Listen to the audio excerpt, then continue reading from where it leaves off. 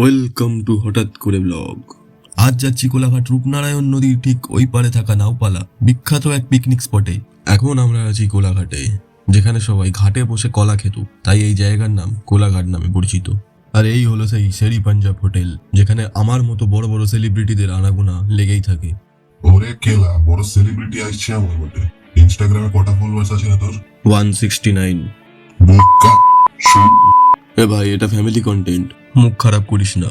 এই বিস্তর লম্বা 50 মিটারের সুড়ঙ্গটা পেরোলেই নাওপালা পড়ে যায়, আর কিছুদিন পরেই এখানে পিকনিকের ব্যস্ততার মধ্যে আর এই জায়গাটা সৌন্দর্য দেখা হবে না। ছোটবেলায় এখানে পিকনিক করার একটা আলাদা ইমোশন ছিল। এই রেল ব্রিজ পেরোনোর সময় মেল ট্রেন থেকে একটু সাবধান, কারণ মেল ট্রেন যাওয়ার সময় আপনাকে আশীর্বাদ দিয়ে যেতে পারে। প্রথম দফায় এসে আপনার মনে হবে এটা কোথায় চলে এলাম, এটা নাওপালা না দীঘা? হ্যাঁ, ঠিক দীঘার মতোই অ্যাম্বিয়েন্স। এখানে আপনি আপনার গার্লফ্রেন্ডকে নিয়ে চলে আসতে পারেন সময় কাটাতে, কিন্তু গ্রামের লোক ধরে বিয়ে দিয়ে দিলে কর্তৃপক্ষ দায়ী নয়, তাই আগে থেকেই সাবধান বাণীটা দিয়ে রাখলাম।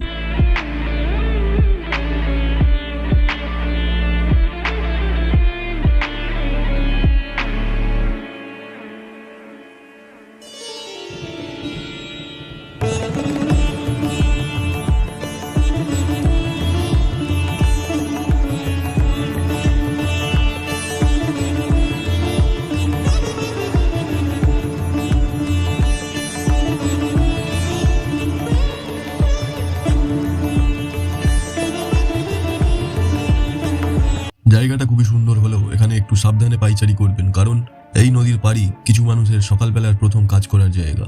এখন কম্পাস না থাকায় আমাকে গাছে উঠে দিক নির্দেশ করে বেরিয়ে পড়তে হলো আমাদের পরবর্তী জায়গায় যাওয়ার জন্য। এখানে পাকা রাস্তা না থাকায় আমি আমার ফুললি অফরোডিং স্কিল ইউজ করে বেরিয়ে পড়লাম চায়ের দোকানের উদ্দেশ্যে, বন্ধুর টাকায় চা আর ভেজিটেবল চপ খাবো বলে। আর এই হলো সেই লাভার্স পয়েন্ট, যেখানে স্ট্রিট লাইট লাগিয়ে দেওয়ার কারণে কাপলসদের খুবই অসুবিধা হয়ে গেছে। ফাইনালি পৌঁছে গেলাম চায়ের দোকানে। চায়ের দোকানে ঢুকেই প্রথমেই অর্ডার দেওয়া হলো চা এবং ভেজিটেবল চপ। ভেজিটেবল চপ আসার পরে আমার বন্ধু লোভ দেখিয়ে ভেজিটেবল চপ খাওয়া শুরু করলো। যেহেতু পেমেন্টটাও দেবে, তাই আমি আর ওকে কিছু বলতে পারলাম না। যাই হোক, এরপরে চলে এলো চা। চলো কুছ তুফানি করতে হ্যায়। আমি অপেক্ষা করছিলাম কখন ওদের চপগুলো শেষ হবে, কারণ এবার আমাকে খেতে থেকে ওদের লোভ লাগবে। যাই হোক, ভিডিওটা ভালো লাগলে একটা লাইক করে দেবেন এবং ফলো করে দেবেন আমাকে। ধন্যবাদ।